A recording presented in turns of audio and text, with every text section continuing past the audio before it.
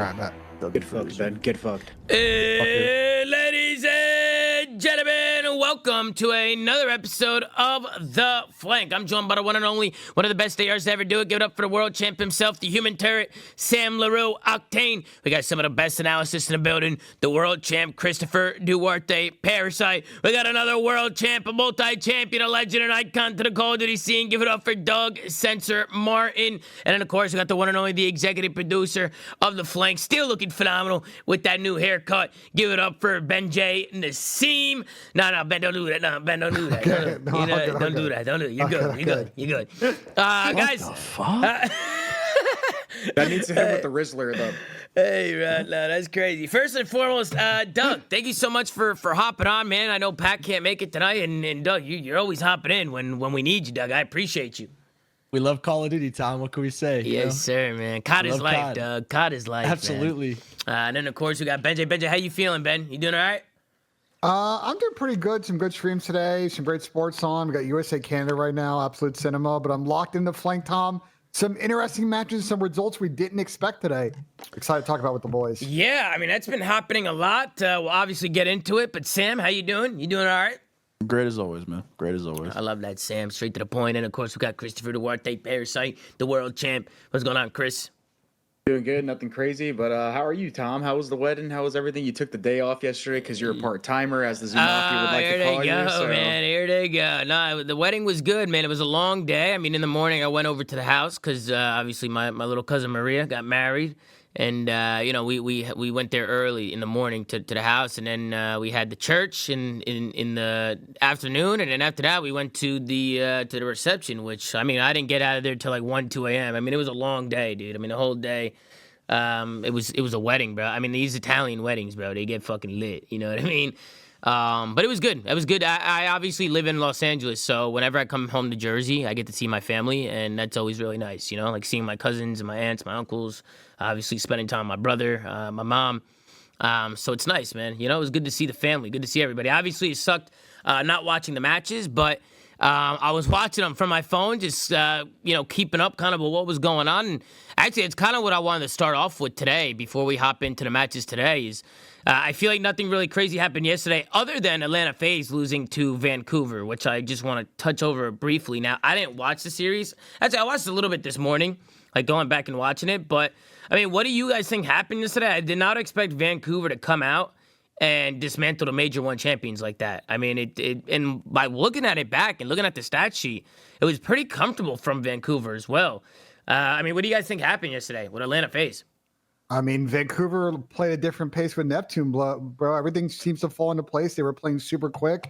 They were really flustering FaZe, who I think was looking slow at times on both the protocols. So, I mean, Nasty Neptune. also had a it was good for generational Neptune. one. yeah, Nasty also had a good series, too. Nasty had an Go ahead. insane series. Go ahead, Doug. What were you gonna say? It was good for Neptune. Whenever you're in challengers for a long period of time and you don't get to see the CDL, and then you finally get into the league and you're playing against a team like Atlanta FaZe, if you could come out hot and swinging and beat a team like FaZe, it's a massive confidence booster. I'm sure the pacing that he brings to the team is a lot better. It's a great start for Vancouver. I think a lot of the teams have gotten better since the major, so it's going to be a lot of fun to watch these matches unfold over these next few weeks. Yeah, I mean, Neptune. Oh, go ahead, Chris. No, I you're was good. also going to say that I also think on top of like the pacing change with Neptune, he had a good series, but Nasty and Booza both played really good. Nasty fucking fried. But I mean, you're starting to see, the shift in like the meta and stuff like that and how much better this is for ARs.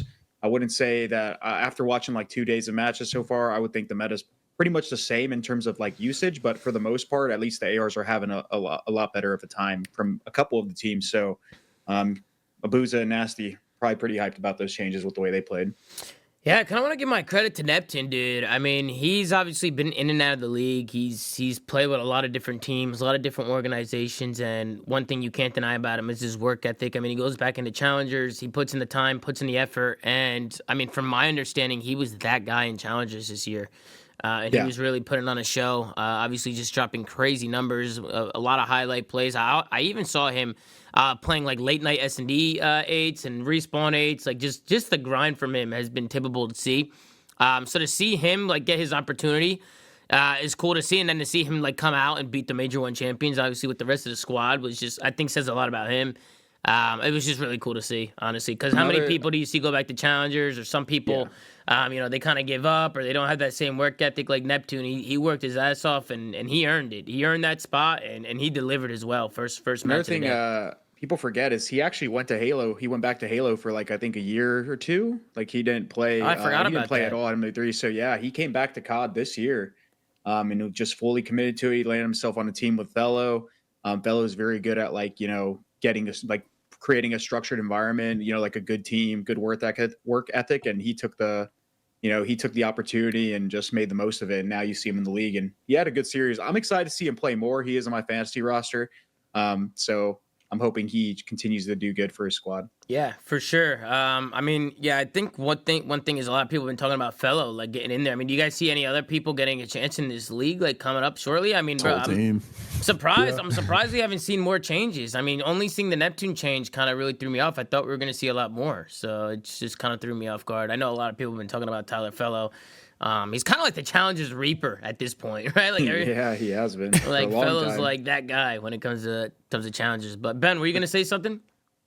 No, I mean, I would say Fellows team, players like Lunars. I mean, Afro's getting a look in EU and a couple of these teams. Like, I think a bunch of these squads are just trying to see how the new meta goes. But Sam and I were talking about this. Like, we were just hoping teams wouldn't go 0-2 this week and to make a roster change. It's like, well, they should have done it 2 weeks before, hindsight. The weird thing is about the Challengers landscape now and like getting in is like there's only like a there's a handful of players that are not recycled that you can see potentially make teams. There's been like, for example, Lunars and Craze on Fellows team. You got like Dylan Rex, but outside of that, like a lot of the players that are at the top of Challengers right now are all like ex-pros. So it's probably why you're seeing like such little changes, because some of these players have been pretty much tried and true on other teams and just not really doing too good. So, but I'm really hoping that some of these other new faces that we have yet to see, like Lunars, for example, they all get an opportunity at some point. Because I mean, if Neptune's willing to come in and he's playing pretty well, he beats FaZe his first match and he has a good series. It's not like he got like carried or anything like that. Mm-hmm.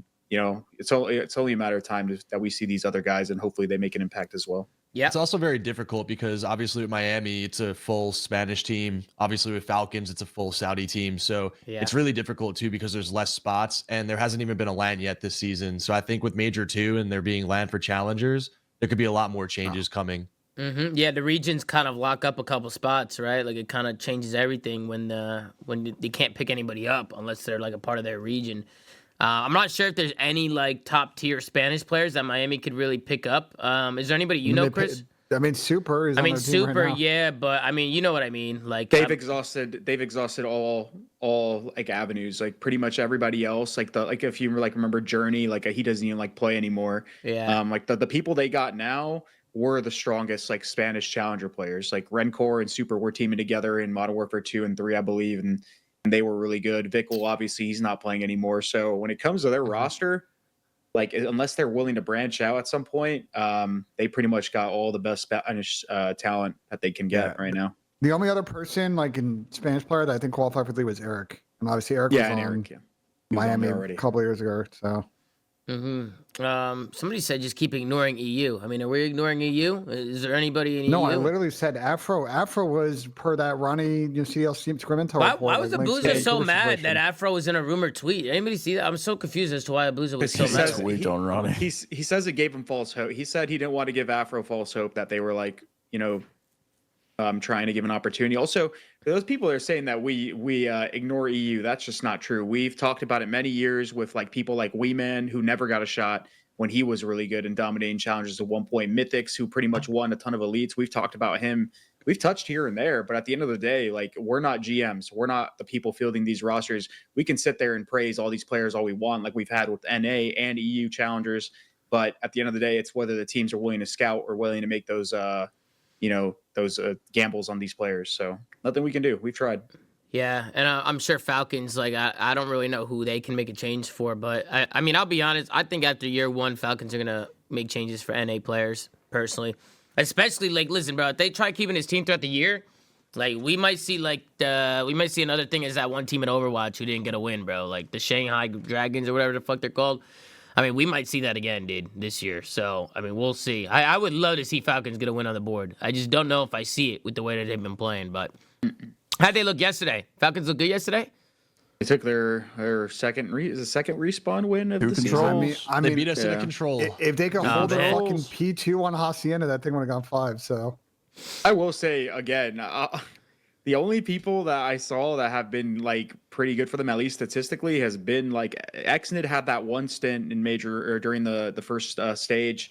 King, he's been pretty good, and then outside of that, Kicks, he's not even playing. He's not returning. He's indefinitely or something like that. So outside of that, man, it's just they just have such a small talent pool that like they're gonna struggle no matter what when it comes to building their roster, especially with Kicks not returning. They're screwed, to be honest. Yeah, we'll see what happens moving forward with the Falcons.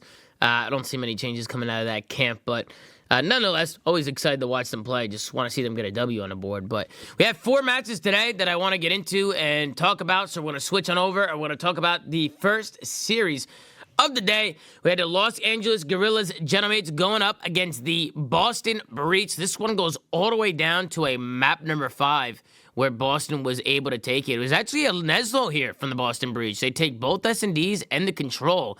It was LAG who was able to take both hard points. The first hard point was actually a 2-point game. So very close first map 1 there. We'll take a look here at the stat sheet. We'll scroll down. Nearly a red carpet for the Boston Breach, but it was Snoopy who saved them with a 1.15. You had Purge with a 0.93, had Big Wake with a 0.78, and Cammy with a 0.96. And then on the other end, you had Skies with a 0.98, Priesta with a 0.95. You had a 1.07 from Linz, a 1.20 from Kismet, but it just wasn't enough. We'll take a look at that match MVP, and look at him. It's Snoopy looking good over there with a 0.94 in hardpoint, 1.23 in the search, and a 1.65 in control. So, close series. Doug, I do want to start with you. This is your squad. These are your boys here. How did you think the series went today, Doug? It was a close series.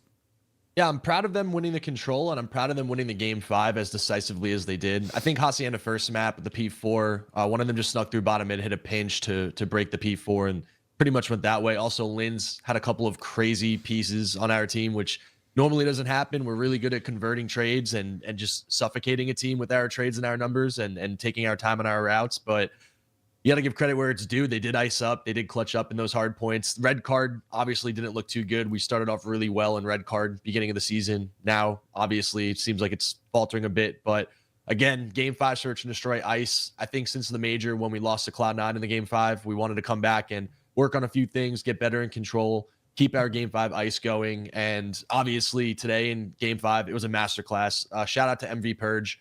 My man Purge is always calling some great calls. Cam's always getting involved. Even Wake and Snoop too. Just the way that their synergy is working in these games, especially in the S&D, it's very, very great to hear. I love the way that they communicate. I love the way that they switch things up and play unorthodox, especially in search and destroy. So overall, winning in different ways. We're usually really good at map 1 hardpoint. To come out and lose the first map, choke it essentially, and then come back and Neslo is a great feeling. So it's a good 2-0 weekend for the boys. Yeah, Boston's showing some resilience in this one. What about you, Sam? What'd you think of the series? I know LAG's been pissing you off, Sam. They've been pissing you off, man. They've been pissing us all off. I think this was the worst possible outcome for LAG. I know they played an extended series, but getting Nesloed was legitimately the worst thing that could have happened for their first match back. Not to be doom and gloom, but they were a roster change candidate for me. They decided to not do that. Their problem was search. They came back and got Nesloed. So, Ben mentioned it, but this could be a situation where they lose their first couple matches back and then they end up making a change anyway, which, Pat's not here, but I'll say it. If you're just going to blow it up, then just do it already. I don't know why you're waiting. Yeah. It was good from Boston, though. I mean, this should have been a 3-0, barring a couple of mess ups by Boston map 1. But if I'm LAG, I think I'm done with the experiment of trying to run it back. Yeah, what did you think, Duarte? You think LAG should make a change or what? No, definitely. But first, I want to touch on Boston. Outside of Snoopy being fantastic this year, I'm really glad to see Cammy and Purge both step up in those S&Ds. But that's all I'm going to say about Boston. When it comes to LAG, bro, that map 5, they didn't even try to win that map. I'm sorry. The fact that they let Snoopy pretty much get into a bomb every single time when the defense is literally at disadvantage and they try to late hit this A bomb multiple rounds. Yes, Snoopy was playing fantastic, but it's not hard to deny that bomb site. You get in there before Snoop even does. They're letting him get in there into the site, and then they try to late work it, and they just get countered by 2 players in the site every single time. Yeah. They have no idea what the fuck they're doing in search. And the problem is, yes, they should make a roster change because they're god awful. But how do you like analyze your team when it's like one game mode that's holding you back and try to make a roster change off of search and destroy? Because most of the time when you're looking at a change and you're looking at players, they're typically struggling in multiple modes. And like with S&D, it's like a team systematic issue. I feel bad for them because I don't know where the fuck they're going to go with this roster change if they do, which I think they inevitably will have. What is their problem in search? Like, is it a team thing? Or are they setting up people for failure? Because like I said, S&D is like a team game. So even regardless if one player might be struggling statistically in search, they could be setting them up based off the strategies they're running. So Yeah. brother, I don't know what this team's going to do. Like, Yeah. I don't know. I mean, go ahead, Ben. Tom. You're I was saying good. statistically, like they are pretty bad in almost every category in S&D, and in specific to other game modes, like their control is good. But I believe they're near the bottom of the league in break percentage last time I looked at that. D-Real tweeted 7 minutes ago, we've been making positive steps in our response. D-Real, the coach of General Mates. S&D has been our Achilles heel all year. Our breakoff/strats lead to first blood and numbers, but our mid-round adjustments and team play with info letting us down, which is weird because I just looked it up, and their first blood percentage is 46%, which is worse in the league. So They're just not a proactive search team. They are purely a reactionary team, and you're just not going to win the mode playing like that. They're not taking the ball and like their court, like they're just waiting like for shit to happen. Exactly. And that's the thing. It's like they're all bad at it, but it's so hard to believe because we touted this team prior, obviously, when they had Hydra, and Hydra was really good in search in other games, but they were This one team of the is best, if absurd. not Hydra the best. Proppy, by the way. Yeah, they were one of the best, if not the best S&D team at a point in multiple different years. So what the fuck is going on? Granted, those games were a they're lot so rough. different, though. than Yeah, they S&D. are. They are so but still, different. I mean, you would it's think they Linz- figure it out. You wouldn't think they'd be this bad. Yeah. I mean, Linz is just not. I mean, amongst a bunch of different issues, right? Like they're losing that first blood factor. Paco on their team was excellent opening duel win percentage and making plays. They just don't seem to have that same thing. And so, I mean, at this point, you got to make a change. They're 40 points behind ROKKR, I believe, are in 8th. Like, you just cannot let that deficit get longer and longer and longer. Like, they're in a position where they just got to make a change this week. So we'll see. Is this a hook angle? Is this an AR swap? Is this 2 changes? Like, I don't really know which angle they're going to go here. I mean, would I love to was see- thinking Hook. I mean, I feel like Hook is like, obviously, he played good with Optic. Granted, you could say what he wants about, like, you can say what you want about decision making, right? I think that's probably why he got dropped from Optic to begin with. They probably thought his decision making wasn't that great, but I mean, at least you know what you're getting at a Hook. At least Hook is He's gonna also like, incredible at search. yeah, I was like gonna say Hook that. will lay down some aggression, get you some first bloods. Like he'll get you some map control, right? Like you know what you're getting at a Hook, and they can kind of play around him. Somebody in the chat asked if it was maybe a language barrier with Linz. I mean, I don't think the language barrier is really much. I mean, they play with Paco. I'm also curious, like Hook is a sub. Will these guys potentially swap somebody over, like somebody that's already an AR or a sub into like an AR role, or are they going to just? They're not getting rid of Kismet. Let's be real here. And then with Linz, he has obviously like the French ties with the whole General Mates org, so I don't know if they're willing to drop him either. That's what I'm saying. Like, I don't know what the fuck this team is going to do, but I Yeah. think I agree with you guys. I think Hook would be a good addition to this team with his history. Even if he is play a so little far. rogue, even if his decision making isn't 100% of the time, like he's This going team- to make this team better. This team needs Rogue. This That's team what- fucking I needs agree. Rogue, bro. Yeah. These I guys, agree. they They're so just one dimensional by This- the book, just zero Yeah. risk, zero like on the fly. Like Yeah. I think Kyler would actually make this team miles better right now. How long do they keep this going until they make a roster change? That's Tomorrow. the question, Doug. That's- Tomorrow. yeah, see, but Tonight, actually, I think that back. But Doug, Really that's the right thing. now. It started with after Major 1, right? I feel like that's what we were saying. Now it's like now we're giving them another weekend, right? 'Cause- This is the trap, bro. This is the trap. in That's the what Pat trap. always says, and I agree with him every time. Like if you're Yeah. gonna make the change, and if you're thinking about, just do it. Just what's the make trap? Why are the trap is going to an event and then they looked at their team after their major, right? They went 13-12 in stage 1 and respawn. They went like 4-11 in search or whatever it was. It was terrible, last in the league. Why are they're probably talking to each other like, man, if we were just better at search, like we'd be winning these series.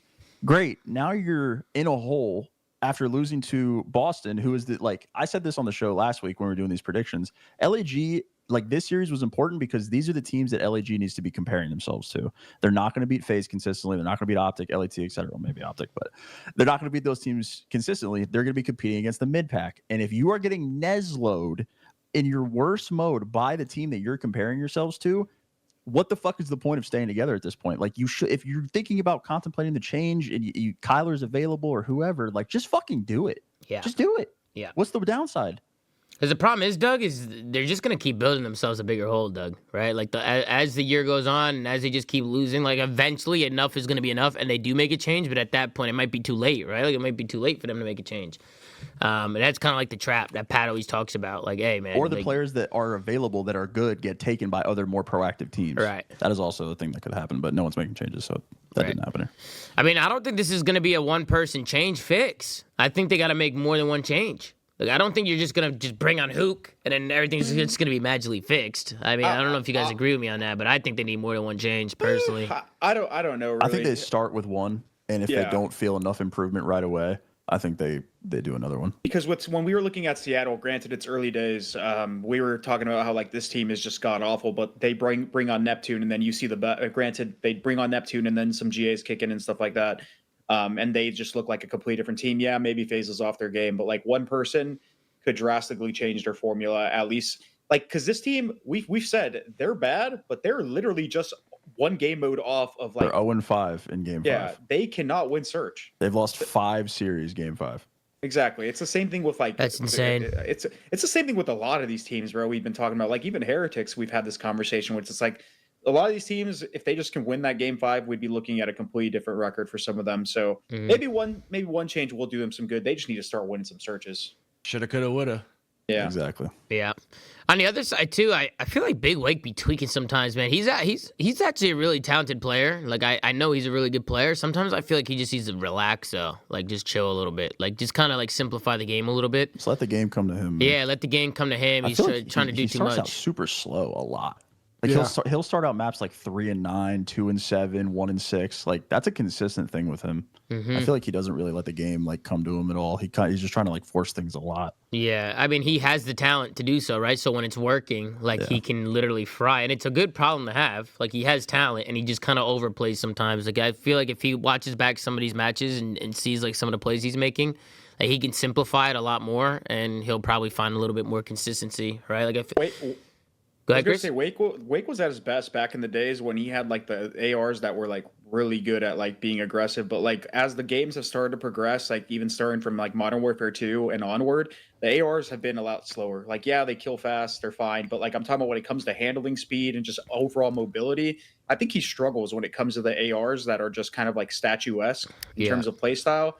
Because he just like wants to be aggressive and proactive, and he just struggles to find that that kind of pace with these within these games. So honestly, man, yeah, never mind. It's a good problem to have, to be honest, because he is a talented player. So it's a good problem to have. He can easily fix it and adapt it, right? It's just I think as the year goes on, he's just got to try and find that consistency. But it's like I said, it's a good problem to have. I want to give a quick shout out in the chat to Nato, man. We got Saints in the chat. I don't know if you guys know Saints. That's an OG right there, 109-month resub. I mean, we're dating back to Call of Duty Ghost here. Diabolical duo. Yeah, they were calling us. Nato. They were calling us a diabolical duo today, Nato. I mean, some things never change, Nato. They still talking about us, Nato. They still talking about us, man. It is what it is. But shout out to Nato, man. That's a legend right there. It's a legend to the Call of Duty scene, man. Everybody show Nato some love, man. It's good to see him in the chat, man. Fucking love you, bro. But yeah, guys, any other final thoughts here in this first series? I mean, Sam, that 0-5 map 5 is crazy, man. LAG, man, they gotta close out some of these map 5s. That's a painful stat. Not gonna lie. I can only imagine Gotaga too. What's Gotaga's reaction been to some of these matches? Oh, it was not good today, Tom. Apparently, he was talking about roster changes. It's just they were tweaking. Apparently, at the end really? of map 5. Yeah, I don't fucking blame him.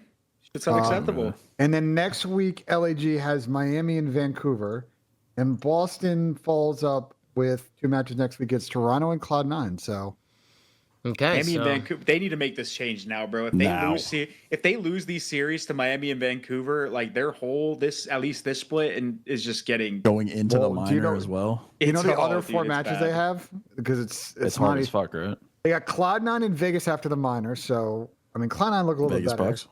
Then Atlanta FaZe and Optic Texas the last week. Like those two, you got to think at this point or else. Like they I'm not got gonna, to. Just I'm not do it. gonna Yeah. lie. They just got to do it now, and Do it then now. hope they got to get Hook on the roster now, and hope that he develops over the next couple of weeks into fucking some Optic revenge game and fucking somehow beat them too. Like I think Kyler's they- getting kills. I want to worry about him fucking having his gun kills at. Bro. That's what I'm saying. This team needs Rogue, man. This team's always been agree. this New York old like team. Literally been fucking roasted into oblivion by other teams for playing this cookie cutter fucking gameplay style. Like they need somebody that's going to go out there and cause some fucking chaos. So maybe Skies can sit in the back and do nothing. You know what I'm saying?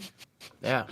Yeah, I completely agree. They need some risk takers on the team. They need somebody who can actually do something. I mean, Gilly said in the chat that Hook is inconsistent, but at least he's not scared to make a play, right? Like at least he's not scared to get active. They need some initiators on their roster outside of Kismet. Period. Yeah, I used to say this all the time, but there's nothing worse than when people like play to lose in a way. Like I don't really know how to describe it, but some people don't play to win, right? Like They're just playing not to lose. yeah, that's Yeah. what it is. They're playing not to lose, right? And You're I playing just hoping the other team makes mistakes, and that's just not it. yeah, I mean at this level, you see how much talent is in the league now. Like you can't play like that. Like you have to make the plays. You have to, like Sam said, like it. Obviously the play needs to come to you, and you need to make the right plays and the right decisions. But sometimes you got to take a risk, bro. Like you have to get in there and do something, right? Switch things up. So again, and Ben, I didn't know Gotaga was talking about roster changes today on the stream, which is interesting because I had no idea he was talking about that. Yeah. So I think they just kind of. I think they gave these guys an opportunity to use a couple of weeks to figure it out, but it's clear they haven't fixed any of their issues. I don't know. Love D-Real, but some of the claims they're making on Twitter today after the series, I don't know. I think they just got to make a change, bro. yeah, we'll see what I want to give a happens. shout out to Cammy McGilligan in that S&D game 5. The way he communicates with the team when he's playing on his island. Like I love hearing what I'm hearing in the comms every single match, especially in the game 5. He's like, you want me to late pinch at 25 or should I do it at 30? Like 25. It's like I Dude, love it. Cammy It's won a working every time. crazy, bro. When Cammy won that crazy one on the Hacienda on the Rock, that was insane. When he hit the ripped backs, Caesar off the Rock. yeah, dude, Oh, that was when nuts. Snoopy and Cammy both retook Yeah. the bomb. Yeah, he hit like Yeah. a backslide and like ripped him off the headlights. That was insane from Cammy. But Yeah, Cammy's been frying since the major. yeah, I think we've been talking about Cammy, dude. He's kind of like, we feel like he's back, bro. I mean, his game fits him, right? The game definitely fits his play style, and he's got a good team around him. I think one thing with the Boston boys is their chemistry is really good right now. Like they just play good with each other. Like they're a good group of guys. So yeah, we'll keep watching Boston moving forward. We'll see if they can keep it up. And we'll take a look at LAG here in the future and see if they make any changes. I mean, I'm expecting a change after this weekend. If not, we might be in for a long year here with LAG. So we'll see what happens. Any final thoughts, guys? And Boston's got Toronto CLOUD9 next week, so that's a bit of a step up. But then they got Thieves FaZe in Miami. So I think Boston, good opening week, but it's only going to get harder from here. And just got to keep, bro, they might have a bread and butter in Hasi S&D. I love what I saw this weekend on that map. Yep. Let's move on to the second series of the day. We have the Miami Heretics going up against the Minnesota ROKKR. This one ended in a 3-1 finish in favor of the Minnesota ROKKR. Miami, the only map that they were able to take was the map 1, and that was by 2 points, 250 to 248. Then the map 2 went all the way down to around 11, where ROKKR were able to close that out. And then I'll be honest, the next 2 maps, the Protocol Control and a Vault Hardpoint, wasn't even close. ROKKR just put Miami in a blender. And Miami kind of got pooped on here. We'll scroll down. We'll take a look here at the stat sheets. That's a green carpet here for the Minnesota ROKKR. You love to see that. Everybody on the squad shooting, which is really good to see. And Nero with 100 kills in this series with a 1.27. So that's great work from Nero, a.k.a. Z Carbone. And then you got Gio with a 1.07, SGO with a 1.05, and Paul X with a 1.10. Paulie had a New Jersey on today, and he was looking absolutely phenomenal. I mean, you get the guy in New Jersey, and this guy's frying. And then on the other side, you got Rencor with a 1.06. And then the rest of them negative. I mean, Rencor saving him from the red carpet. He got a .80 from Super. This was his debut today after getting picked up from the squad. He had a .76 from Lucky and a .96 from Real. We'll scroll down and take a look here at the match MVP. It's Nero with a 1.21 in Hardpoint, 1.13 in S&D, and a 1.62 in Control. Nero has been so good for these guys, man. I mean, he has been insane for the Minnesota ROKKR. I've been loving just seeing like Nero's consistency with this roster, because I feel like in the past, like you can say that about Nero's, like he'll have crazy series and then he'll kind of shit the sheets, and then he'll have another crazy series and he'll shit the sheets. He's been pretty damn consistent this year, and it's been really fun to watch. He's a really aggressive player, so watching him play is always very exciting. But Ben, we'll start with you on this one. Miami going up against the ROKKR. Miami falls short. They did just make a roster change, right? They got rid of Metals. They pick up Super. And I'll be honest, I wasn't surprised about the Metals change. I just They wasn't. didn't get rid of him. He was didn't out get rid of him. sick. He was sick. So Oh, apparently, he's just sick. So he's coming back. I think most of their camp is actually dealing with sickness, unfortunately. But I think Oh, really? my thoughts on this series is that I think both first two maps were there's a role where Miami would have gone up 2-0 in this series. Well, I like more so when I talk about Minnesota in this series. I think this is sort of the type of series you want to see more from Minnesota in stage one, like just actually closing out a series when they have an opportunity to put out the knockout punch, and they did that today. And hopefully see more of that going forward for Minnesota because I think there's a lot of potential with this team, and we want to see them realize it. Mm-hmm. Yeah, wait, so I'm confused because Metals was rumored to be taken off the team. Has he just been, how long has he been sick for? Is it serious? I have no idea, but They Rail tweeted teased that him they playing like 2 Yeah. days ago. Okay. Rail tweeted that they've all basically insinuating they've all been sick. That was a couple minutes ago. So Okay, yeah. I also saw Real had the nose strip on today. That's the one from the TikTok shop, is it not? yeah, that might explain that because we were like, does he have a deviated septum? Like, what's going on there? They might just Trying to all help him breathe. dealing with some bullshit. Yeah, let's go over to you, Duarte. Got Miami going up against the ROKKR. I know you know these guys very well. ROKKR looked good today, Chris. What did you think? Well, on the Heretics side, I mean, I'm not going to grill them too hard considering the sickness, but I mean, they're Lucky and Metals have been their two inconsistent factors. Lucky did start to play better last stage, and he played really well at the major, and I think that's a big catalyst as to why this team was able to play so high. But he came back and just got absolutely pooped on. Super was like really inconsistent too in his debut. He like had some decent stints, and he also saved them in that game one with an actual freaking Kobe. But outside of that, ROKKR continues his consistency. He's fucking good. I love watching ROKKR play. I think that guy has some serious potential. But on the ROKKR side, man, these guys actually like fried. Nero's disgusting. Gio's still playing well. Estro continues his consistency, and then the big star of the show here is Paul. I think Paul is the biggest question mark for this team. He had a fucking god awful stage towards the end of it, and then he turned it around at the major and started to play pretty good. But I'm glad to see him come back because I think even Paul knows that like if this team was going to make a change or is going to make a change at some point later down the line, he is probably the main like person they would look at to exchange, especially with people saying this team might need some leadership to realize their potential, and then on top of that, they just can't have Paul having these terrible series because I think he had like a 0.5 or some shit one of these series or a 0.6 last major. So people have been questioning him, but I'm glad to see that he's stepped it up. So they look good, man. They're putting in a lot of work. Their S&D still looks pretty damn good, and their controls or their hard points gotten better while their controls stay the same. So these guys, they're a good team, man. I like watching them play. Yeah, I actually like Paul. I actually think Paul could be really good for this team as long as he stays consistent like this, right? Like as long as He's he's in New just, Jersey, which you got to today.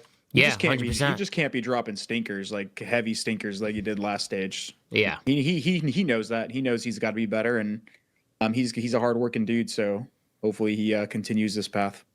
Yeah. What about you, Sam? What'd you think of the series? I mean, you guys yapped it up.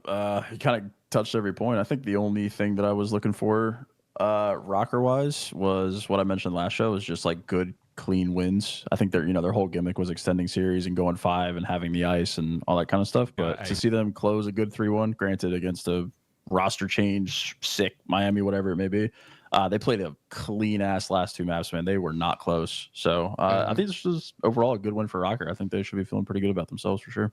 Yeah, especially after Miami just got a top 3 placing. It's a good win for him. What about you, Doug? Are you surprised by the outcome here with ROKKR in Miami?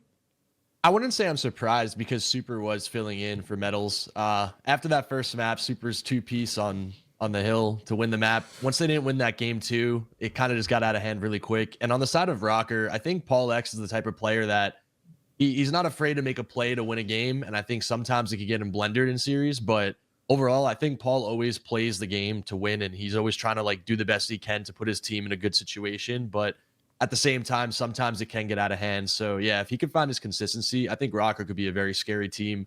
I've always thought that they were a dark horse team in the league this year. So it doesn't surprise me that they won this series. I'd like to see Miami, if they're at full health, if Real doesn't have to have a nose thing on and they have Metals playing, because obviously with Super, it just didn't seem to look too good today. So I'm curious to see if they're going to play with Super in another match and if they bounce back and get a win. Yeah, I they mean, got- go ahead, Ben. I was going to actually ask you a question, Tom, because Yeah. they have LAG, Atlanta, and then after the minor, Optic, Vancouver, Carolina, Wait, Boston. sorry, Like, ROKKR has LAG or Miami? or sorry, Miami. So Uh-huh. my question to you, Tom, like, do you think these guys are going to fall up that top 3 with a good placing, or you think they're going to come back to the pack here? Who do they play? LAG? Who are the ones you said after? LAG FaZe next Uh-huh. week. Optic Vancouver after the minor tour, then Carolina, Boston last week. Yeah, they got a tough set coming up, man. I'm not gonna lie. Really, really tough set. I mean, I'll be honest. I think they need medals back. I think once they bring medals back, and like they said, they stop being sick. I think that's definitely will help these guys a lot. But I don't know, bro. They just got a top 3 placing. So Miami's a weird one to me. Like, I'm not really too sure what to expect from these guys. I need to see these guys actually taking down top teams. Like, I think this is going to be a good test for Miami coming up in these next few weeks. And I honestly think losing is learning in a lot of these scenarios. Like, if Miami's struggling with some of these series, like, it'll be some good film for them to watch to maybe improve and get better. But, I mean, Ben, like, going down the line with these guys, like, there's really not many roster changes they can possibly make, right? Like, they're going to have to make it work.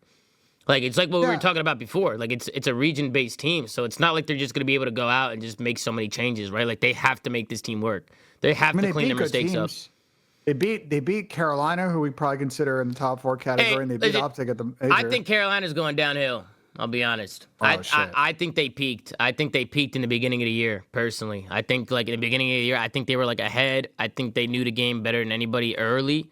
But I think teams are catching up, and I think they're starting to fall off a little bit. That's just my honest opinion. I don't know if you guys agree with me there or if you guys disagree with me there, but I feel like they peaked, in my opinion. I also think the sub GAs and stuff like that hurt these guys because like Tej and Gwyn were like their stars for a while, even with Gwyn not performing as good on LAN.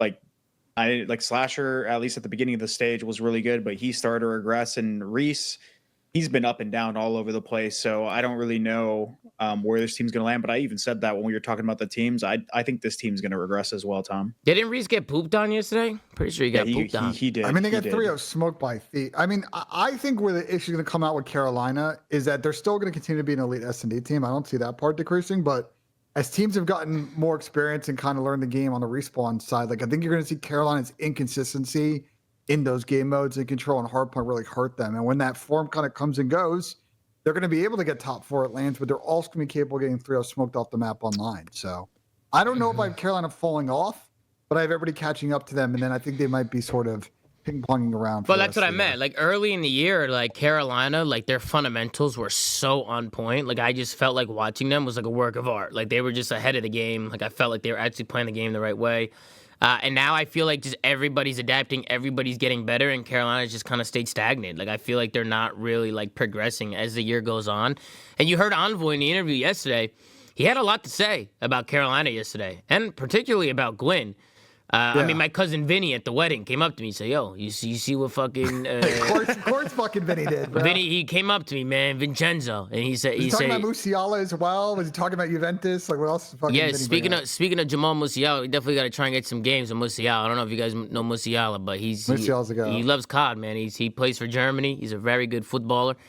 And yeah, man, we got to get Musiala on the show or play some games. But yeah, Vinny came up to me in the wedding. He's like, "Did you see what Envoy said about Gwyn?" I was like, "No, I didn't." He's like, "Yo, check it out. Like, here's the clip." And I listened to it, and I actually kind of liked hearing the fire. This is good beef. Yeah, I liked hearing the fire from Envoy. Like I feel like Envoy's not one to really chirp. So I feel like Envoy must have died from Gwyn so many times from Gwyn just doing something he wasn't supposed to, and it just pissed Envoy off. It probably just pissed him off, and he started getting a little chirpy. I mean, attitude is rubbing off on his teammates. You want to hear this stat? Yeah. I was saving this for tomorrow. I was saving this for Coffee and Cobb, but we'll talk about it now because it came up. Because I was curious. I did some deep dive in yesterday, and Carolina now. 13 and 16 at hardpoint are statistically the worst holding hardpoint team in the league now. And they are near the bottom. I think they're bottom 4 or bottom 5 in break percentage. So I think Envoy's point, especially in respawn, that they are not making plays for the win, aka not getting in good setups, not rotating early, and not able to break because they're not doing stuff as a team. Again, I just think this inconsistency now in hardpoint, as good as their search is, as good as the numbers is, as good as their mid-map and mid-round adjustments are, if they can consistently win hard points and controls, they're going to be finishing 12th a lot this year. Mm-hmm. Yeah, I mean, we'll see what happens moving forward with those guys. But you guys have any final thoughts here with Miami and Minnesota? Got any final thoughts on this series? I felt like it was a good series from the Minnesota ROKKR. Oh, one thing I wanted to add, because I feel like this is like one of the first times we saw protocol control. I mean, we might have saw it yesterday. I wasn't here yesterday. But what do you guys think about protocol control? Do you like the new point? Yeah, they changed the point. They moved it from the boat over to P2 now. I just wanted to get you guys' opinions on it. Saw some people talking about it. What do you guys think about the update change? I mean, now it's obviously been in the game for a few weeks now, but we're actually seeing the pros play this map at a high level now. So, like, after watching, I mean, how do you guys think about the map? You think it's a better change? Chris, I know you probably like it, right? I like it too. Yeah, I like it a lot. I still think, like, from a watching perspective, I still think that Protocol and Hacienda are the best now, especially. Vault Control can still fucking just go in a dumpster. It's trash, but I love Protocol now, especially with those changes. It's B point it's just way easier on offense now. Obviously, you still can get spawn trapped, but you have at least some ways out and just better avenues of like getting the B point, because that B point before was hell, especially because teams could just turtle up inside the computer room, but now they can't. So, yeah, I love the changes, man. I'm glad to see more people playing it. Well, ROKKR's always played it, so I won't say more people, but I like seeing it in matches. Yeah. What about you guys, Doug, Sam, Ben? You guys like the change? I like it. It Yeah, just change is shifted good. a little bit of the map dynamic from defense, like heavily favored to more offense, which is always at least more enjoyable to watch because it makes more exciting games than just people spawn trapping on defense over and over again. Yeah, you're starting to see some spawn traps on offense now. I mean, ROKKR did it today. Like, they just had one guy sitting on the point, P2, and they just kind of pushed out, like, all the lanes and just, bro, you can Well, it's basically really... just breaking P2. You had it before, but you get to overextend so far out of, like... Well, You had to block the like tower to spawn plat, before, but now you can don't kind of have play to. tower out plat and still do it. The thing is now you can get to tower and block the spawn without someone knowing you're there. Before, you basically would always trigger that point unless you ran to top on the ledge. So people always knew you were on B and pushing through, so they could react quicker. But now, if you take a good route and like you can sneak to the back red tower and set up that spawn funnel for your team now. So it's way better now for sure. Yeah, love seeing people being able to push up and get kills on both sides now. It just doesn't seem like it's so one-sided now. Feels like you kind of take a dub on both sides. But yeah, any other final thoughts before we move on to the next series, folks? Any final thoughts? Nope. All right, let's move on to the third series of the day. I think this is the one that everybody was waiting for. I just don't think people expected it to be like this. I mean, I thought it was going to be like this, but I don't think other people I also thought it was going to be like that. Yeah, I don't think other people thought it was going to be like this, but Atlanta FaZe go up against Optic Texas. And this one wasn't even close, folks. Atlanta FaZe get the 3-0 win over Optic here. Now, I know Optic did just make a change, removing Hook from the roster and bringing Pred back in. So, the Optic boys going back with their World Championship team. But it was a rough one here today against Atlanta. You had 250 to 171 in the first map, 6-4 in the search, and 3-0 in the control. The protocol control was super comfortable from Atlanta FaZe. So scroll down, take a look here at the stat sheet. Almost seeing a red carpet here from Optic Texas. It was AG, actually, Pred, who saves them from that just barely with a 1.0. And then everybody else negative. You had a 0.65 from Dashy and a 0.67 from Kenny today. So the ARs from Optic Texas really struggling to get kills in this one. And then you had a 0.86 from Shotzi. On the other side, a 0.98 from Abizi. But you had a 1.45 from Selim, a 1.27 from Draws, and a 1.34 from the MVP of Major 1, Simp. We'll scroll down and take a look here at the MVP. And it's MC. With the match MVP here with a 1.52 in hard point, a 0.71 in search, and a 1.80 in control. It's my first pick fantasy player right there. Dropping some numbers. Love to see that. Sam, we'll start with you. Optic Texas, they come in today. I think some people thought there might have been a honeymoon stage. I mean, we saw it with Vancouver, right? They make a change. They come out. They beat FaZe. Like, maybe Optic was going to come out with that fire today and try and make a statement, but they kind of fall flat here. What are your initial thoughts, Sam? What's your opinions on it? Oh Jesus, where do I start? Yeah, there's a lot to go over here. I mean, the series wasn't close. I know that people are gonna react how Optic fans do, and I mean, if you genuinely thought that Optic was going to win this series, I don't know what to tell you. Like, there's just no world in which I thought that they were gonna win this, and if they did, it would have been just a pure honeymoon, like riding on a new vibe kind of thing. FaZe is just the better team right now. Optic is not a new team, but back to the old ways. Ken has just not been good at this game up to this point. Brandon is also slumping pretty hard, I would say, since the major. He had a bad tournament, now a bad series back home. But I mean, yeah, they just got belt to ass, to put it frankly. They just need a reset, brother. They just need to literally, I said on the watch party, just uninstall all social media. Don't go on your phone. Don't stream. Don't do anything except play COD. I want you to go to the office. I want you to scrim. I want you to play your matches. And I want you to just fucking get better at the game. That's it. I could agree more, Sam. Like, now is a crucial time. Like, they have to stay focused now, right? Like, obviously, a lot of people are coming for their heads. I mean, I've seen it everywhere, both in the community, on Twitter, Reddit, YouTube comments, the chat, like the YouTube chat, the Twitch chat. I mean, people are coming at these guys' heads. I mean, they just need to, like, lock in, stay focused, keep improving, and come back stronger, right? I mean, Ben, what did you think of the series, Ben? I think the vetoes were interesting with FaZe leaving in Vault Hardpoint because that's statistically, or at least what we've seen of Optic, that's been one of their better maps. But I thought that was a pretty clean one out of FaZe, and they seem to be progressing along in Vault Hardpoint. So another tool in their bag there. I think, yeah, it just speaks to teams in two different spots. FaZe are kind of just continuing to execute the things that won them the major one, and Optic are pretty much at almost square zero with this new squad on a couple days practice, and they got to figure out what their game is, what their best maps are, what system tweaks they need. They got plenty of time to do it for major two, but I said it on the watch party, for me, like, people are going to stress out about this series, and I agree with Sam. Ken's got to play. You just cannot expect a win here. You cannot. I understand the quality of the loss. I get that. How the series actually went. I understand people being angry about. You guys dropping a 0.65. Yeah, no, I understand that for sure. Yeah. But if you genuinely expected this series to be a win or go a different outcome, I don't know what to tell you. Like, you're just a fan. You're just an Optic fan.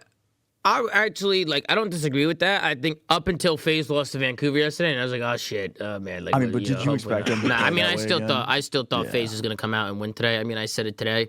And the only reason why FaZe lost yesterday is because I wasn't there watching. You know, when I'm there watching, yeah, that's a factor for sure. You know, it definitely affects the team when I'm not there. But Doug, what did you think? What'd you think of the series here today? Well, I think on the side of FaZe, it's kind of expected. FaZe is definitely hitting form. They won the last tournament. They're looking like the best team in the game. They had a great bounce back from yesterday. It's very shocking that they lost to Vancouver. Obviously, Neptune came in and gave them some juice. So playing FaZe after they had a loss, it seems like what every championship team will do. They'll bounce back and have a great series. And that's what FaZe did today. Same with Optic, though. I mean, Optic is the reigning world champions. We're going to give them that all year long until there's a new world champion. Pred just came back into the lineup. I think we were talking about it before the show even started today. How many days of scrims has Pred had on the team so far? I think they started 3, on Wednesday. 2. Not many. It's Saturday today. They probably played about like maybe 6 sets of scrims together. Pred hasn't played professional Call of Duty in over a month, I think. I think he's just been grinding some ranked and playing And he was their best player today. Well, 6 weeks basically. Yeah, which is crazy. I mean, AG was definitely their best player not today. Statistically. I think the routes that he was taking, the way that he was at, because I mean, bro, I'm looking at his air. I'm watching him play the game today because obviously it's his first series. He was their best player today, statistically and otherwise. He was last alive, making plays. Like, really, his movement was great. Like, I think obviously team play, it's kind of hard to see because we really don't know the system yet, but I agree with Sam. Their team play was terrible today, by the way. I want to start this conversation early. I think this team, at least with the way they've been looking now, they're going to have an identity crisis for a bit. I'm not going to lie. I think when you look at like FaZe, for example, which is like the polar opposite of how Texas has been playing even when they had Hoop towards the end of that major and now, Celium and Draza, well, Draza's always been like this, but even Celium, he transformed his game. Like the way he plays, the pace that he plays, he's super proactive. He's getting in there. He like actually is like making plays. I need to see Dashy and Kenny doing that. Like, period. I feel like this team with the way they play, and granted it worked when they had Hook and Shotzi play so fucking aggressive that controlled chaos was a reason why, at least online, it was working and they were good.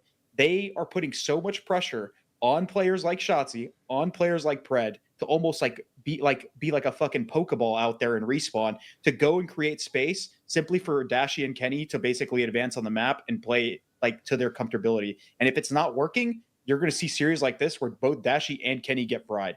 Like, this is an actual, like, right now with the way these teams are playing, it's a fucking AR diff. Like, they need to figure it the fuck out. I don't know if it's the maps they're playing, because I'm going to say that at least from like what I noticed from watching and playing the game, ranked is a completely different game, but Vault is a fucking CTE map, bro. You run around and just like create chaos and stuff like that. And I don't know if Dashy and Kenny are gonna adjust to that map. And they keep playing it in a lot of their series. Nah, bro. Vault was their best shit 2 weeks ago. It was, but that was when they had fucking Hook and Shotzi dropping. Bro, Brandon was dropping 2.0s with 2 minutes in hill on Vault 2 weeks ago. Yes, he was. But if he's not getting to the hill, if he's not getting set up in those places, is Brandon actually going to be able to do that? That's what I'm saying. I trust him to not go quad negative. No. I know what you're saying, but I'm saying that Pred or Hook and Shotzi were a main catalyst as to why that team was good. And yes, Brandon, when he got set up in those places and places he needed to be, he was frying. But if their subs are not performing, those ARs are going to get fried on those maps. You're putting so much pressure on your subs to perform every single time. Can I rephrase it this way, Chris? Yes, no question. Like, did you just say that Optic subs are hand-holding Bruce to play well? Well, I think it helps with their play style. Brandon is literally a hill soaker on this team. He's been that hill soaker for a while. Are we denying this? Are you basically? I'm not denying it, but that is. I'm not saying I'm not saying they're holding their hands, but I'm saying like he needs to be able to play well independently. That's what I'm saying. That's what I'm saying. If we're agreeing everyone's getting there differently, that's fine. And that is what I'm agreeing with, because Celium had that struggle for a while too, where he wasn't performing well unless Simp or fucking Abizi were having really good series. But now you're seeing Celium basically like come into his own, where he's just fucking frying. It doesn't matter. That's because he's running it down. Exactly. That's what I'm trying to say. They need to figure it the fuck out to find a way to play the pace. Go ahead, Ben. Let Ben have the floor. He's been trying to speak for 2 minutes. I'm trying to translate for Chris. I think because you guys are talking past each other. I'm trying to translate for Chris.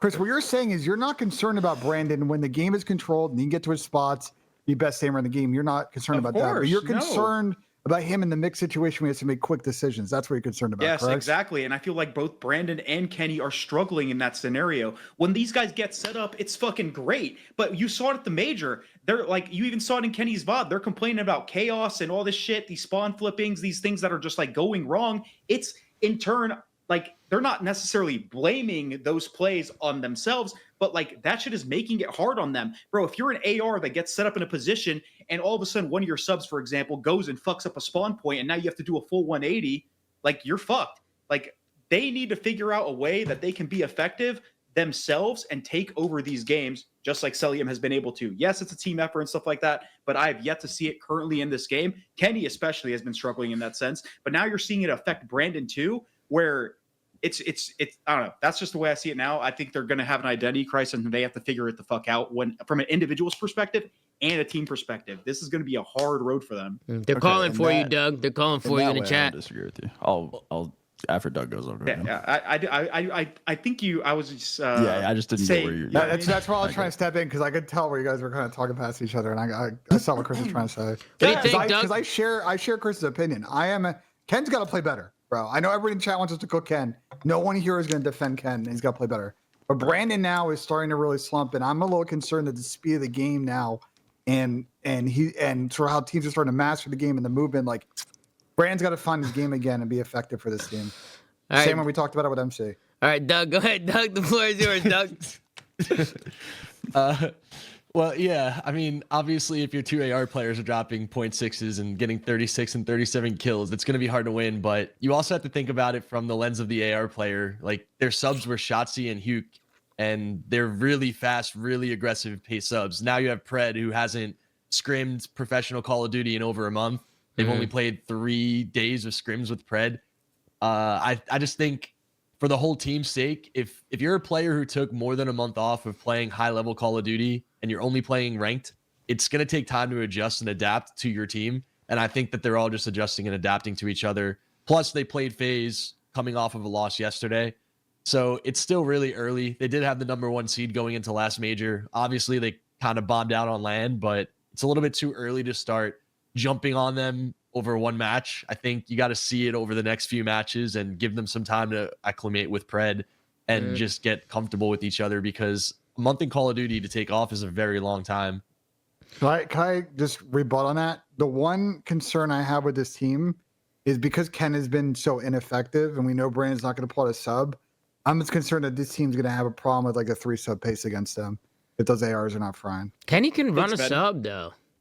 Yeah, you I can. know, but he hasn't been effective at all no Not matter the this gun, and that's my conversation. concern. Fuck. Yo, Yeah. is this Cold War or Oh, I Vanguard? just got flashbacks. Yeah, My bad. My bad. Just got PTSD. This Cold War, my God. Cold War and Vanguard. I mean, am I wrong though? Like, Yeah, I will say though, it says a lot about Vancouver, Okay. bro, because they came in, right, made a change, and I mean Neptune made an immediate impact, right? I mean that was pretty typical from Vancouver. I'm not disagreeing with you guys that the Optic needs time, right, to get comfortable and get back in there, but I mean it was pretty impressive to see Vancouver come out and defeat the Major 1 champs when they literally just made a change, right? Yeah, Like, one I last think thing that was FaZe also playing down a little bit as well. yeah. yeah. Yeah, the same time. one last thing I just want to say about this is like this is one thing that you can't deny when you're looking at Modern Warfare 3. Like, and this game is a completely different game in terms of the pace that you want to fucking play the game. Like, it plays completely different. The maps, especially, like, are a big reason for that. Like, bro, I say it as a joke, but like, you run into a lot of CTE like situations. Like P1, that P1 transition to P2 on Vault is fucking CTE heaven. P3 transition to P4, like, it's the same shit. Like a lot of this stuff comes down to like pace, quick decisions, and stuff that they are going to have to adjust to because this is an MW3. Not saying they can't have that level of success, but I'm telling you right now, like they're having an identity crisis trying to figure out the game for themselves, not necessarily from like a full-on team perspective. And that's why you're seeing these players struggle. And they have some good test discipline, man. I don't think that's why they're struggling. What do you think, Sam? I mean, I would agree that's why they struggled in this series, Chris. But like, Yeah. bro, Ken has been like bad. Yeah, Kenny hasn't been I'm gonna himself. say it. Kenny I know hasn't it been sounds himself. crazy. Ken has been bad. Yeah. And listen, I know I'm the #1 Kenny Glazer on the planet. I'll own that title. I can't defend him right now, bro. Like, I understand what they're playing. Like, I understand there's gonna be behind the scenes shit.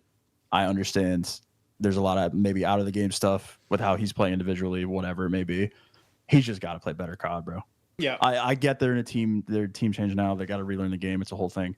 They just got to play better COD. He needs to slow the game down for himself. They all need to slow the game down and just relearn it and just figure out what the fuck is going on. Mhm. Listen, bro, I'm a great friend to Ken. You guys know me, man. I'll sit here and I'll glaze him all day. They just got to play better. They got to take themselves. That's why when I first started talking about it, bro, just remove everything outside of just playing with your team, getting better, and building cohesion. Just don't fucking distract yourself with anything else, bro. Just show up, play the game together, build with your team for the next however many weeks, and just fucking show up and show out. That's all it is. Just get better silently. That's all. One thing that stuck out to me today is when AG was pushed up on a control and got like 2 or 3 kills, right? And then AG went back to play A, and then his teammates are playing B, right? And then they were kind of like splitting points.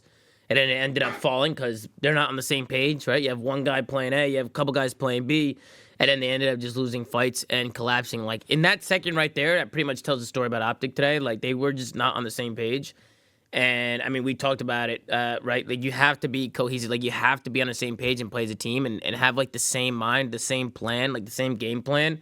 And right now, I definitely think they need some time. But you can't deny what you're saying is. I mean, Sam, what you're saying is completely right? Like I these think guys it's just have to the step best up. course of action, genuinely. Like they know that they're on the back foot right now. They're probably in a similar headspace that they were Major 4 last year. Whenever I don't remember which one it was, but whenever they were horrible, they're probably in a similar headspace. Like AJ's walking into the situation instead of being a part of it now, which is a little worse. But like they understand how to get out of it. They won the champs the following fucking event. Like they have the formula. They have the understanding of when we are at a bad point, how to get themselves out of it. Mm-hmm. And I'm not saying that, just do it again. Like that's obviously insane, but you at least have the steps in the formula to be able to bounce back as a team because you've already done it as a team. You know how to do it. I'd be shameless, So- bro. I'm watching LA Thieves Hardpoint VOD and fucking FaZe VOD and just seeing what they do and how they like to execute the map and just fucking stealing it because I mean, like right now they're just not nobody's cohesive. doing that, then they're just brain dead. If any team's struggling right now and not watching the top teams play and seeing what they're doing different, right? Like comparing gameplays and comparing to how they're moving on the minimap, I mean, they're just brain dead. Like everybody should be doing that. For me, it's not even like this team. Like I've said it, it's not like a big sub issue. I feel like Pred obviously yet to see, but I'll trust your word for it. You said he was doing the right shit. I wasn't hyper paying attention. To be honest, he was making good plays. Like I remember in specific the protocol control thing that Tom mentioned already was great. AG had a P2 on the vault today that was great. He was pushed out front, played his life, got a 2-piece, like came back at the hill at the right time. Like he was making good plays for the amount of time that he They took they off, need to for find sure. a way to sync the ARs with their subs. Like, go see how Ernie and fucking like Dan are like effective with their SMGs, like how they're playing around them and helping them, and then like just like try to like mimic that, because right now it just feels like they're like not in sync and they're not like using each other well enough, at least you know, to the best of their ability. So I don't know. I mean, Chris, I'll give you an easier example. The round that Tom talked about, the following round, go watch what FaZe did in the exact They did same the exact situation. same situation, and FaZe just went A and stacked the point with kills back almost. They It's spawn the same guy, situation. spawn the guys deep on the other side of the map, so they're waiting for them all across the middle. They hit the transition when they get the 3 kills, and they set up on B, easy peasy. Yeah. Yeah. So I agree with you. And the tough part for Optic is that they don't have an easy schedule to split. They have the They hardest play- schedule in the league. Do the they? hardest What's schedule what's the is- rest of their yes. schedule? They play Minnesota ROKKR tomorrow, and obviously we just glazed Minnesota about 20 minutes ago. Minnesota's Those guys- good, bro. They're a That's a good those big team. guys match are for good. Optic. Yeah, That's it a big is. match Then tomorrow. next week they have Carolina, who obviously are going to want to follow up that smacking by Thieves, so they're going to be going. And then you got Miami and Toronto after the minor. By the way, Optic's on FaZe's side of the bracket in the minor, so they have Vegas free dub. Then they play Toronto in the second round of that minor. You've got Miami and Toronto after the break, so you get that immediate rematch with Toronto probably. And Thieves and LAG, who we assume make a roster change. Like, I won't be surprised if this is like a 4-3 split for Optic. That's not to say that I don't think they have a chance to win Major 2, but like I think Optic fans got to be prepared for a lot of ups and downs to split. I know this sounds insane to say, but I think that match against ROKKR, unless like ROKKR just has a full-on collapse and just plays with their fucking toes, is going to be a good test for Optic when it comes to like realizing like what they need to work on, and if like the way they're playing the game is truly the right way to play the game. Because we've talked about it before, but ROKKR has a really good understanding of just playing together and playing fast as fuck. Yes, they are the less talented team than when it comes to like some of these other top teams, but what you can't take away from them is that they at least play together and they make it work. If they fight, they are a gritty ass fucking team. While Optic, at least up until now, and especially at that major, showed us that they've had no grit at all lately. So we'll hopefully, you know, I can't wait to watch that match because it's going to be a good test for their whole team in terms of pace. It's also an interesting veto situation because ROKKR's 6-0 on Vault, and Yeah. Optic has not looked great on it the last couple of reps. So that's an interesting point to look at. Yeah. Yeah. And losing to FaZe is more expected since FaZe just won, but Exactly. losing to ROKKR and going 0-2 on the weekend would be really interesting if that happened. Yeah, especially with Major 2 being in their home city, right? I mean, it's their major, right? So, like, they want to be in winner's bracket for that, right? You got to get dubs on the board. So, I mean, them starting 0-2 would be tough. That'd be really Are rough. they getting their rings at that event too? Yeah. I would have to assume so. Damn, I wish I knew what that felt like. And then let's talk about on the other side, Atlanta FaZe. Bro, I just want to quickly gas up Atlanta FaZe. Bro, Draza has been fucking insane for these guys. Am I the only one who CEO. thinks... Bro, am I the only one who thinks Zach has stepped up so much for these guys, bro? I mean, look at his damage as well in this series. He had almost the most damage by far in this one, almost 8,000 damage in this one from Zach. Just the way that he's able to fill his role and just do it all. I feel like whatever you need Zach to do, he's doing it. Like, whether it's 100%. filling in gaps or staying alive, making a play. Like, one thing, like, first map, right? Like, Zach was on the rotation. He was by himself, right? And he pops a 4-piece at the end of the game. Or a 3-4-piece, and he ends up closing that out. When Optic very well could have flipped spawns there and maybe made that pretty close, right? Like, made it like a crazy game. Just the way that Zach's slotting into this roster, bro, like, he really was like the perfect player to slot in here. Like, he's been one of their like most, if not like the top 2 most consistent players over the last 2 years. Like, he's been fucking good. Like, he's been so good. He takes good routes. Not only that, he's good at every game mode. Like, he's no slouch in any of the modes. Like, you can look at players like Abe on their team where it's like, oh, it's the First Bloods, it's his aggression and stuff like that, blah, blah. But like, when it comes to like draws, I don't think there's anything that he's bad at. And if you listen to his comms are also really good. Like, people will give this guy hate Bro. for his personality and who he is and what he does and what he says. But at the end of the day, this guy has easily been one of the best players on this team. has. Just without looking at stats, like, bro, just and he from the eye grinds. test. And he grinds, dude. I will He's s- always playing. He's always playing COD. Go I ahead, will man. say, having seen how they act like in practice, especially because I was in Atlanta last weekend, like Zach is the engine of this team. Beyond just a contribution on the map, as far as like keeping them on the same page of practice, VOD review, outside the game stuff, at events, like Zach is the engine of all that stuff. Like the system and everything kind of revolves around him. And obviously him going to the team and the way MC's playing, like this team is perfectly kind of figured out their pace for this type of game. They're fast. Yeah, they make up mistakes. They blow a lot of 4v3s and S&D in this game, but they also get a lot of first bloods. Like, these guys just go, go, go. They make it really difficult and really hard to play against. Yeah, I couldn't agree more. I mean, listen, you can. I just want to show Zach love because I feel like sometimes it goes like under under the ropes a little bit, bro. Like you have Abizi, Simp, Salium, right? Like people kind of like leave Draza out of some of these talks. Sometimes like, nah, dude, this guy Zach has been like insane. Like not trying to play Zach, but he's been great. And Sam, I know you played with this guy. Like you won a world championship with him.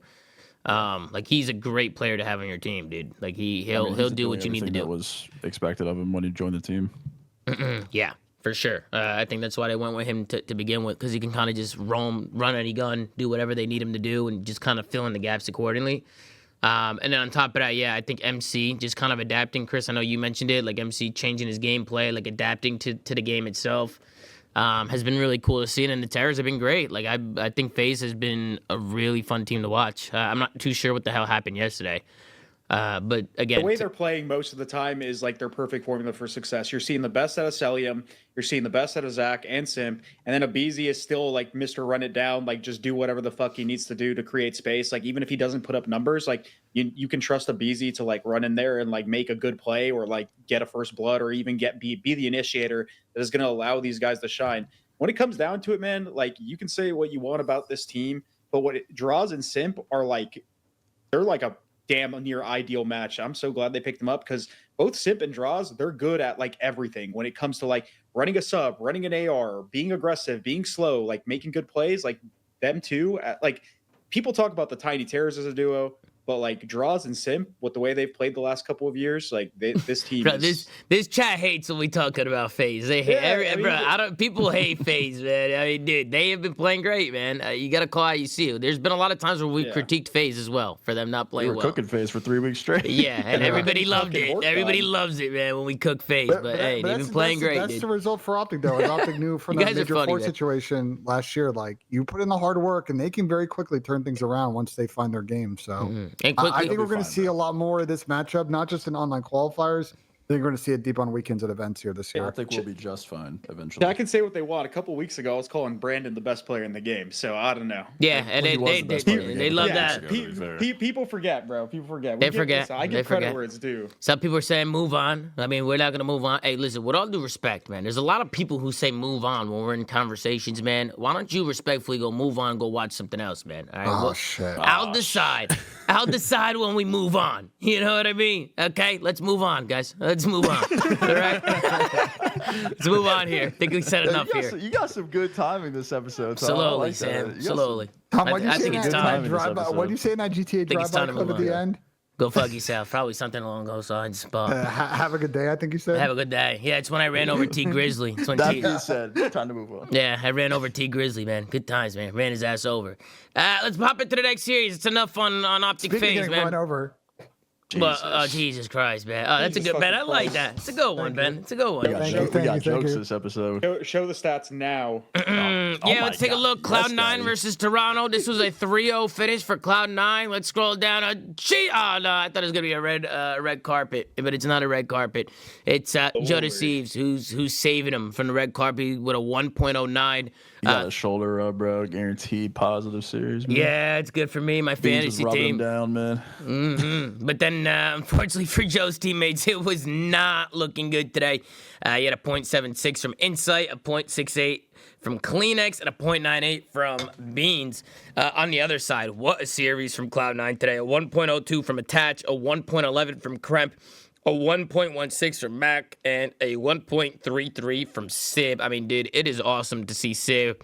Well, actually, both ARs today with the most damage, with over 7,000 damage today from Attach and Sib, which is great. That's Dylan what went 10-1, I think, in search. Yeah, Dylan went crazy in the S&D. I mean, this is what we're waiting for with these guys, right? We were waiting for the ARs to step up, and they stepped up here today. I know Sib had a really rough stage 1 online, played well at the LAN. But to see him come back for the stage 2 online and for Sib to drop a 1.33 here is really good to see. Maybe these guys are getting more comfortable. I think the superstar today, I don't know if he got MVP. He did. It was actually Sib who got MVP, but I wanted to talk about Mac. I thought Mac was spectacular today. I thought he was phenomenal. Just the impact that he was on a map. Just the routes he was taking, the fights that he was able to win and kind of create space for the rest of his team. Watching Mac today was fun to watch. He was making great plays. Ben, we'll start with you on the series. And Sib did get MVP in this one. He had a 1.48 in hardpoint, a 1.0 in search, and a 1.25 in control. So what a series from Dante. Love to see that. But Ben, we'll start with you. Cloud9, 3-0 over Toronto. Are you surprised, or do you feel like Toronto's kind of regressing a little bit here, Benjay? I am very surprised. I thought Toronto would respond with the poor major against a C9 team that we didn't think has been that good and really kind of maybe put belt to ass. Instead, it went the other way. And C9 off the rip. I know Dante started like 0-3, and then he just absolutely fried after that. And it seems like the hard point red card was much closer. It was really a blowout. And then Toronto got some garbage time points there. And it was mostly one-way traffic today from C9. Like, it's a much-needed win for them. They've been under pressure. Roster changes. The ARs have been really poor. I thought Dylan also was making plays today. Obviously, Kreb and Mac have been playing well. I think for Cloud9, like, they need positive momentum to try and turn this run around. And then on the Toronto side, like, they're just starting to lose their bread and butters, man. I don't know what's going on with these guys.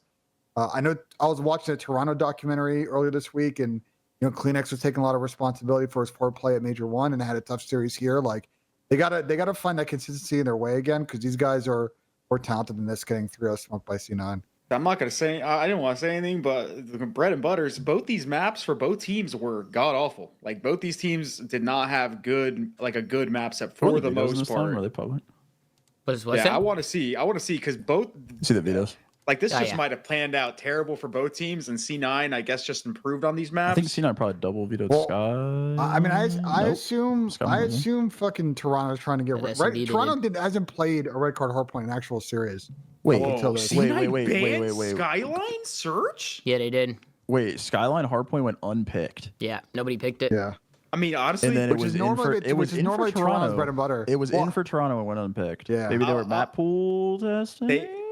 I don't know That's if weird Toronto to was do in map the pool first match testing back or after you if got I six. mean, if C9 Skyline Hardpoint's in, I'm licking my lips if I'm Toronto. There's also a chance that C9 like could have just fooled them and like just improved massively on these maps, because these were not strong maps like for C9. Like, Okay, outside, so Aaron's in the chat. These vetoes are flips. That makes way more sense, actually. These vetoes are Okay. flipped? Yeah. So Toronto banned Skyline S&D, for example. yeah, I was gonna say, what the Yeah, that's fuck fine. is C9? Okay. So now that makes a lot more sense. Then so Toronto picked red card map 1. Is everything flipped? Every game Is mode is everything flipped? flipped? I'm just confused if the picks are flipped or the vetoes are. Bro, I'm not gonna lie. When it comes down to the map pool, C9 just fucked over Toronto so bad. Like, I think both these teams were like not particularly strong in this map set, but with the vetoes that Toronto did, and like they pretty much had no choice but to play red card, which is a map that Toronto does not play. And then they got 3 other maps that Toronto is not necessarily the strongest on. Some of their S&D losses, at least prior to the major, were only on Hacienda Search, and they got it in the second map. Like, these were good ass fucking vetoes out of C9, or maybe their map pool just plays like better into like this team's hands. So, I mean, I just props to I them had on this. I had map pool concerns about Toronto and like the Skyline hardpoint score up. I thought we'd get in this series, so I'm really surprised that we didn't. Yeah, I don't know. I understand even if it is, it's a better map. Like, I don't know, if you're Toronto and you have that map in, I think you should play it. But regardless, I mean, this was an incredible series from C9 through and through. I think every mode was great. Everyone played well. I know, Sib got MVP for breaking point or whatever, but you could look at all of them and give it to them. They Dill went 10-1 in Surge. Dante had double positive map 1. Like, the control was clean, which this is a little under the radar. Tom, you brought it up, but I mean, dude, C9 Hasi is like actually extremely good. Bro, Like, they have they're some the of the only best. team who stacks. I'm telling you. They have Like, some of the Hacienda best control, offenses on that map of anyone in the league. FaZe, Optic, doesn't matter. Like, they are incredibly clean at that game or that map and mode. So this is just a Toronto- great C9 series, man. Best series of the year by far. Ben was touching Yeah. on it, but I think, dude, this just like is completely exposing Toronto's like map pool. Like, you were talking about their map pool concerns. Like, this series right here is a series that you get when you don't have any, like, you don't have particularly a good set of maps. Like, they're forced to play red card, which they don't play. They're playing an S&D, which was one of their only S&D losses, and then they're playing C9 on their strongest control. And then even that hard point, like, coming up, they're barely winning that. If anything, the only map that they get in this series that is Protocol. like somewhat favorable is Protocol, and they've been losing that too. So like, this is a map pool diff, veto diff, and then Kleenex obviously also got shit on. Like, This was a good ass series. Not only Yeah, from what the fuck? No, this was On not top of that, All right, we're just ready to keep adding on top of the chair on this Sunday. This was not only a good series for the C9 players, but from the coaches and the analysts and whatever the fuck they did for their vetoes. Godlike series. They fucking fried them. The first 4 maps. Go ahead, Ben. this is hilarious, man. Yo, holy shit. Did Ben just lag out in the middle of a sentence? He just froze. Lagged out, dude. Did Ben just fucking... I mean, this was a much needed win for C9 because I think there was a lot of rumors and speculation that they were going to make a roster change. And then obviously they won game 5 versus us at the LAN, which was a huge win for them. We're Because all they lagging out, by the way. Yeah, all of us are locked, dude. Shout out Tom. Are we? I'm here. we? I'm chilling. I hear you guys. I mean, Ben Just the lagged cams, out. man. No, they can't. We're all frozen. Oh, the cameras? Oh, here, I could probably... It's probably because I got to pull them. No, you guys are good. You guys are all chill. Okay. Okay. Yeah, there you we go. guys We're are back. good. Oh, Ben's still frozen. Ben's gone. Yeah, Ben's locked in over there. Yeah, Ben's actually locked the fuck in. Yo, today was so funny when we thought with Dante's wait, eyes Dante, moved, dude. bro, we Oh. thought Dante legit lagged out, like his camera was frozen, but then after like 10 seconds he blinked and we were in disbelief, bro. This guy literally wasn't moving. Yeah, it was actually hilarious. But yeah, I don't know what happened to Ben. He was yapping so much that the fucking TeamSpeak server just fucking kicked him off. But yeah, who was talking? Was it you, Chris, or something? C9 needed this win, Tom. I Go ahead, mean, Doug. C9 has not been the best start of the year. You know, they couldn't close out a lot of their series and they didn't seem to play that well in their matches. But this was a statement win for C9. I mean, literally a clean sweep across the board, a 90-point, 80-point hardpoint win, a 6-1 search, and then a 3-1 clean control. When your control is 3-1 and it's super clean, and even with Mac dropping a 0.5 on the map, it was so clean. He was probably setting up Kremp. Kremp's one of the best control players I've seen. So, like, their whole team just in general is kind of playing the way they were hoping to play when the season started. And for Toronto, it's kind of surprising because Toronto's been really good consistently, especially in their online matches all season long. So to see them come out and get 3-0 by Cloud9 is shocking. So I'm curious to see how they're going to bounce back in their next match. Yeah, I didn't even realize Matt got shit on that bad in map 3, but it didn't matter. Kremp was unreal in that map 3. Kremp was everywhere, Doug. Like, he was just hitting pinches, just making plays on point. I also just fucking hated the way Toronto played the map. Hey, they kept rapping well. They were I don't just know why they were like, doing that. Like they were just running into areas that had no map control with kills on the other side. Like they were just opting into full setups for no reason. It was a bad like macro play from them on that map. It's like they were trying to play against it's like they were trying to play the game as if they were going over shit in private match. Like they were not They're like just running well over. They were not thinking about the fact that they're playing against actual players on the map that are reacting to what they're doing. Bro, if they're not on vault defense with a spawn trap where Insight's staring at you off when you take 2 steps, their control does not look great. I mean their respawn in general has been extremely underwhelming for me. I did pick them to win the series, and obviously I'll eat those words because I was pretty confident in them. But I mean, Toronto have been pretty underwhelming for me for the last couple of showings. I mean, like I said, their respawn is just super worrisome. Again, they're playing red card, which they don't really play, and they're still not rotating. Like we harp on it every single time we bring it up. But I mean, when you're playing from behind, kind of how we were talking about with LAG, if you're just reacting to things instead of trying to be proactive on the map with rotations or setting things up, this is what it can look like. I mean, you're playing a weaker opponent in C9 or supposedly weaker, and this is what it looks like again. So, I mean, Toronto just right now seem all over the place. Who does Toronto play moving forward, Ben? I don't know if you could look into that for us and see what's going on here with Toronto. But what are their matchups looking like moving forward in this stage? They have Carolina tomorrow. Okay. And then next week, Boston and Thieves. Obviously, in the minor, they're on the FaZe Optic side of the bracket. They have a bye because of their, I think the points total. They got a tough set. They got the grueler. They got the grueler. Carolina, they got a grueler Thieves, schedule. FaZe, and who's the other one you said? So Carolina, Optic, Boston, too. Thieves. They're going to probably play Optic because Optic at Vegas. Then they're going to play Vegas and Optic. So instant Optic rematch, and then Vancouver. So it's not easy in the stage for them. Yeah. I mean, there is definitely a lot of talent in the league, but I mean, that's definitely, that's a rough set for them. I think they got some big matches coming up, especially the one against Carolina. The next match, like, I think that's going to be a big win from either of those teams, right? Like, both of those teams are looking for a W right now. So, both of them are going to be coming out swinging. Who's Cloud9 play? What are they looking like moving forward? I mean, this was a big win for Cloud9. I want to see these guys I want to see some consistency here now. I want to see these guys keep this going. Vancouver tomorrow, Vegas and Boston next week. I don't know what side of the minor bracket they're on. I think they're on the bottom side. I have to double check.